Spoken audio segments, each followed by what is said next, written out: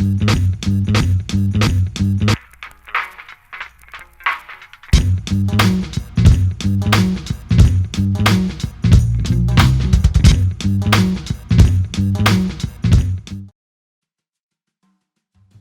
dude, it's always a pleasure to get to play with you. You always stretch me. I only played with you a few times. I don't even know if you remember this, but we met.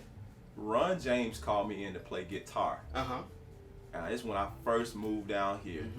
What was the gig? Was it a it session? was something. Was it his record? No, it was we were at some little bar Hole in the joint or wall something. kind Yeah, a of little thing? hole in the wall. Yeah. But it was like, it was you, Trey Gilbert, T. Lee, Oh, wow. Ron, and I was on guitar. I was sitting in on guitar. Wow. And I had just got here, so first of all, I'm terrified because I'm like, I know these are the cats in Atlanta, and I'm the new kid on the block. I don't know none of the music. Ron's like, oh man, you just be fine. Just when we call on you, just solo. Play, yeah. And I'm like, I'm the kind of guy. First of all, I'm already at that point, I'm very timid. Yeah. You know, I'm in a new city. Yeah. And so I didn't really know, what to expect. And I'm not knowing you. I know about you, and I didn't know you. I'm like, man, I don't want these cats to think I suck. You know what I'm saying? So it was intimidating, but y'all did make me feel really comfortable on the set, and I do appreciate that about you. You're with the right guys, because we don't really, we're not in the business of making new guys feel like new guys. We're in the business of making new guys feel like they've been with us for years. Right. And a lot of times, as a musician on the scene, as a new guy and a new threat, that's the word most people won't admit to. A new threat. Because you come in playing bass and lead. Yeah. And drums and keys. So it's like, so we don't really know who this guy is and why he's here. So, and I can attest to that, because when people found out that I was moving here, they immediately felt like I was coming here to be the guy. I came here because I liked Atlanta, and I didn't care about being the guy. My history is proven that I exist documentedly. Gotcha. So I don't have to prove that anymore. And I just love Atlanta. You know, I didn't come here for that. I didn't come here to better my career. I didn't come here to have more doors open. No, I just loved Atlanta. You know what I'm saying? But I can imagine how you felt, though, because the problem with most musicians is that they don't want to embrace a new guy thinking that he's there to replace them, or the possibility of. So you were with the right guys, and I don't mean right guys professionally, but you were with the right guys because we're all friends. We all respect each other. So that gig had nothing to do with who can blaze who. Had everything to do with how we can play as a unit. Absolutely. And that's a lost art. Yeah. You know what I'm saying? Especially with, how old are you? I'm 34 now. Oh yeah, you kind of, you're 1 year right before. I'm like right on the edge. I'm right on the edge of you got 1 more year to go. Yeah. But yeah, the younger generation, they play more with a sense of urgency that demands that they may be replaced. So they tend to overplay. Absolutely. Tend to be less friendly. You know, not as hey man, welcome to Atlanta. How you doing? My name is. They'll do that if they feel the pressure of their peers doing that. So I'm glad that you have that story to be able to say, no, you guys treated me well, versus when I came in, you acted like buttholes. Exactly. That could have been the flip side of that encounter. So that's a good thing. But I will tell the people a story about when you played with me at Guitar Center. Here we go. Here we go. I have never, ever seen the fear that you were sitting there with. And it was your fault. Yeah, it was. I knew the music. You knew the music. You had the music. You knew the music. But when time for that green light came on, you turned into like you was like deer in the headlights. Like, what is going on? And I mean, I can understand, because everybody was playing very aggressive.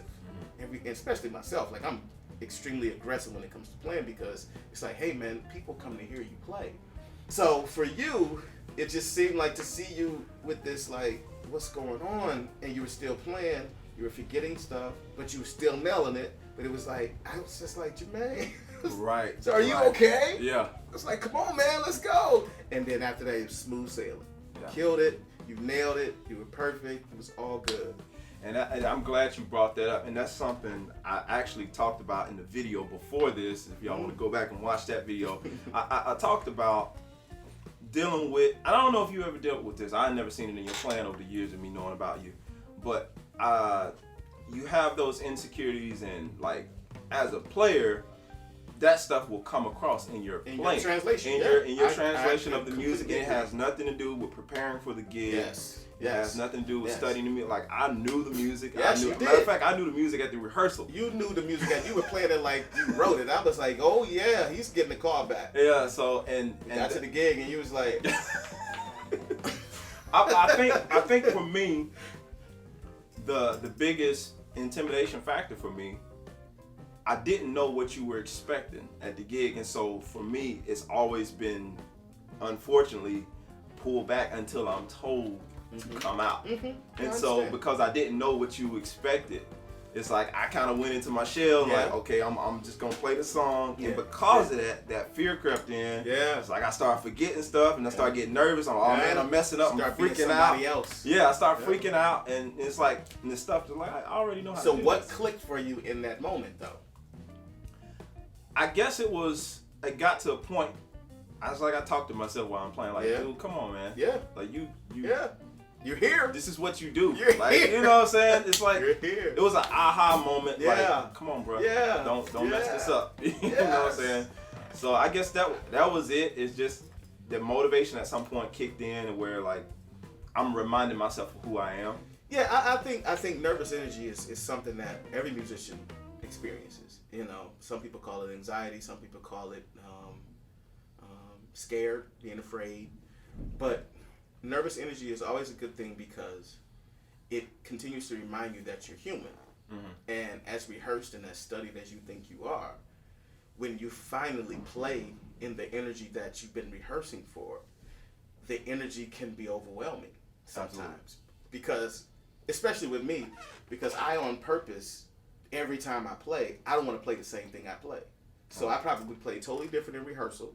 Then we got to the gig, it was like, it was something like, it was something totally different. You didn't play that in rehearsal. Why are you playing all this stuff now? Exactly. It's a drum show. Yeah. So when it's a drum show, bass show, guitar show, when you're the feature, you have the liberty to just go off. Yeah. Especially if you know the music. And I knew you knew the music, but I was waiting for you to come to yourself. We get back to that. Come to yourself so you realize, yo, I'm sitting here. I'm not watching. I'm not hoping I do it. I'm not waiting for the call to do it. I'm here. I'm literally here. And he hired me. And he trusts me. And he asked me.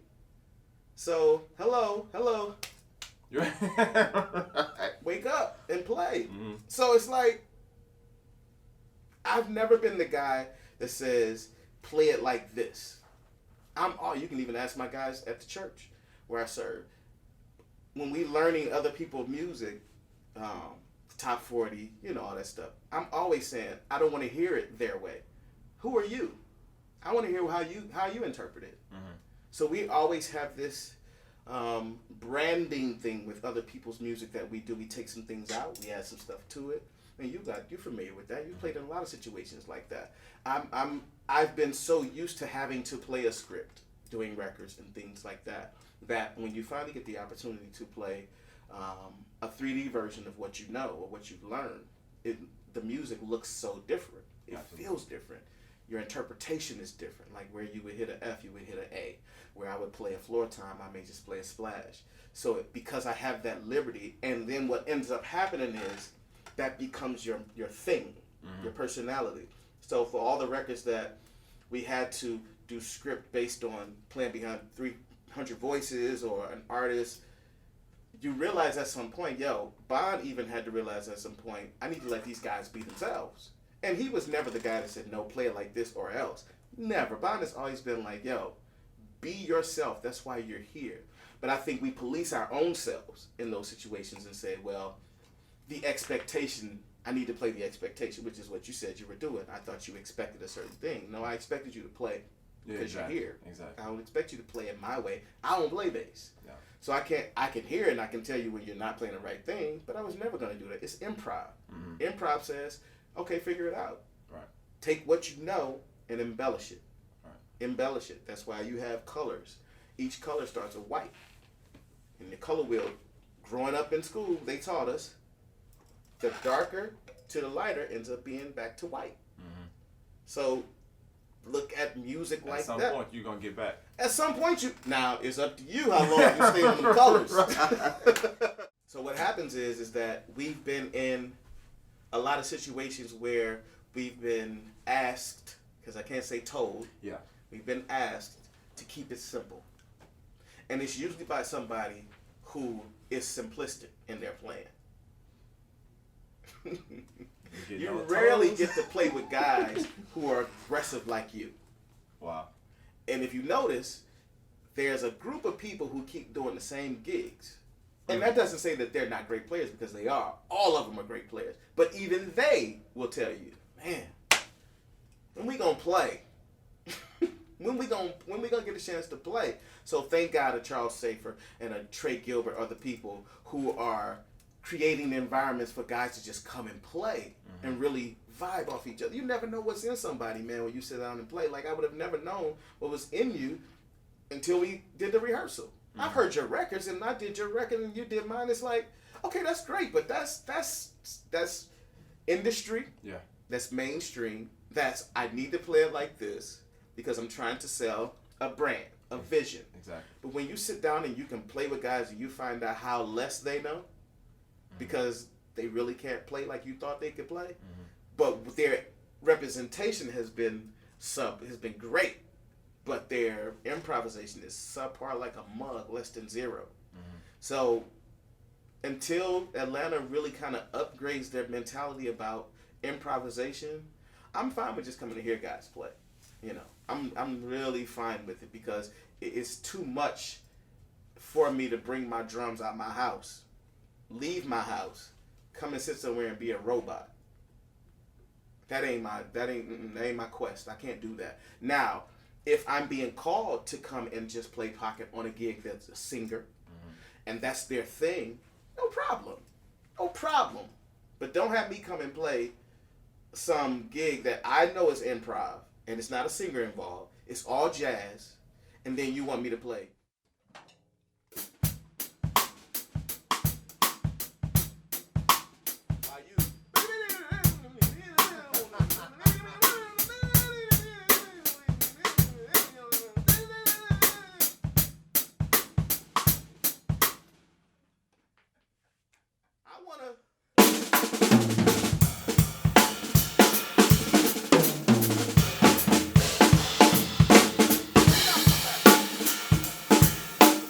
Improv is. It just ain't a roller coaster. So at some point that becomes boring, and I'd rather say no than yes. I ain't losing nothing. Not like that. Not like that. It's some things you have to equate your integrity to. You have to equate your time to. You're not paying me just to play drums. You're paying me to waste my time. So if I got to do this the whole night, it's got to be worth more than $75 or $100. Absolutely. That's just my take. And you brought up a good point. Why do you think musicians and music is devalued the way it is? That people think it's okay to give you $75 or $100 for something like that. Because we're pleasing the owners, instead of realizing that without us, the owners don't get crowds. See, we go in saying, I want the job, and we allow the owners to tell us what to play, how to play, when to play, instead of realizing who you are, and they want you. Now, there is a such thing as partnership. You say, okay, well, this is the thing. If you want us to play, you got to give up 50% of that creativity and let us do what we do. Exactly. Because you're not out here performing when these people are patting their feet, clapping their hands, and drinking more and eating more. You're running your kitchen. You're making sure people are good. You're walking hands, kissing babies, shaking hands, all that stuff. You're not sitting on stage feeling the emotion, seeing the smiles, seeing the feet pat, the foot, like the guy on the front row who is a lawyer. knows nothing about music. He just likes it. Exactly. And he's patent to what you're playing because his culture knows nothing about that. You know what I'm saying? That's why Earth, Wind, and Fire is so strong. Michael Jackson, Billy Joel, all these people, because they're playing from this emotional place. And when you go back and you revisit those songs, you're taking them, you're time traveling them to back when they were teenagers, when they were in college, when they just got their first job. You're time traveling, you're taking them on a journey that causes them to open their spirit to what you're playing. But it's sad when we go into situations where guys who you think are assertive and who you think are in control of their own destiny not apply themselves. They allow the owners, because they look at it as, this is all I got. So I'm going to compromise who I am because I need that dough. Right. I get it. If that's your thing, you like it, I love it. Just don't call me. No, and that's not and if anybody's listening to this thinking it's an arrogant thing, then you're arrogant. Because that is not an arrogant thing. That is a confident knowing who I am. And I understand that it's okay to say no. Saying no is not an arrogant thing. Saying no is an answer. Yeah. You know what I'm saying? And Absolutely. most of us should say no. Now, depending on if you need the dough, if you need the bread, do your thing, by all means. But when you start to compromise who you are musically, and now you're just sitting there like this, that's different. You know what I'm saying? And God didn't put these gifts in us to be bored with. No. That would be, it would contradict who he is. You can't be all knowing and halfway do stuff. that don't make sense. No. So I think, and again, I've been saying we should create our own thing here, build our own club, build our own city, to be able to be who we want to be on any given night. You know how much music is here in Atlanta, That's man? a lot. That's a lot. And not just music, but writers, singers, musicians who we don't even know are here. White, black, Hispanic, Asian. Just name every nationality that you want to. It's here. Absolutely. And if we decided to build a club that's going to be predicated just on this type of music that we love to play, then the Chick Corea Electric Bands will come to our club and do their things. The Nora Joneses will come to our club because they see just what Blue Note is. It's exactly what Blue Note is. That type of caliber of musician come to that place and they play that type of music for the audience that's used to hearing that type. We don't have that here in Atlanta because the club owners want top 40. Play Carrie Hilson. Really? Carrie Hilson? Improv. Beyonce? But again, if that's what you want to do, then I ain't knocking it. I'm not knocking it. Everybody has their own choices to make as it relates to their destiny. Right. But when you start to compromise your creativity, and then there's no other outlet for you to do what you missed out on doing. That's why most people, most praise and worship singers, leaders, when they come to church, now they're ready to go off and do what they want to do. Because they had to stand behind somebody and sing background. Exactly. Or they had to sing a robot version of a song that they heard. So when they get on stage, or any concert, it don't even have to be church. It can just be R&B, whatever. And they go off. And you wonder, like, whoa, why they just going off like that? Because they don't get a chance. One of the greatest things in New York, where they stopped doing it now, what it's called the Village Underground. Okay. It was this spot where you never know who was gonna come. I think I remember that.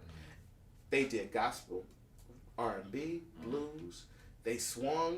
They did jazz, and it was really a church crowd. It was a church crowd. So and plus you never know who's gonna be there. You never know who's in town working. They come and it covers all of the gamut, and people get a chance to play a Carrie Hilson song like they want to. Say this in this time of everybody kind of grieving about losing another incredible gift in Thomas Clay, Yeah. aka TC. I didn't know him. I just experienced my first Thomas Clay experience this morning. Someone posted something and I took the time to watch it, and I want to admonish the community, the music, singing, record, however, the humanistic community, to pay attention to your friends.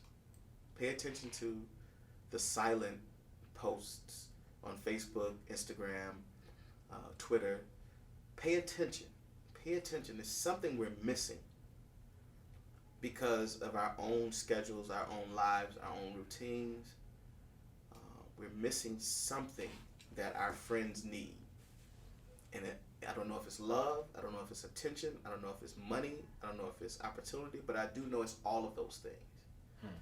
At some point, out of the 20 things, somebody needs 3, 5, 7, 10, 15, 17, or 20 of those things to feel at peace, to feel affirmed, to feel loved, you know. And for God so loved the world that he gave of himself. He gave himself to us that it would bring us closer to him. It's unfortunate that death or sudden death causes people to change, but that's what happened with Jesus. He died so that we could change. Thank you for having me, man, to do this. You know I love your plan. Jermaine is actually on my new record. It's called Managing My Emotions. I'm dropping it late November. He's playing lead guitar this time. He ain't playing bass. He's killing on a track with myself, Justin Gilbert, and it's an incredible. Oh, and Tyree Kyler. He did some of the grunt work, and Justin played Rose and other synths, and Jay came in and played guitar and killed the track. Killed the track. Appreciate it, man. Appreciate it. So, Thanks for and having support him. Anything he's doing, anything he's saying, support him, because this is just good ground. I believe it's really good ground.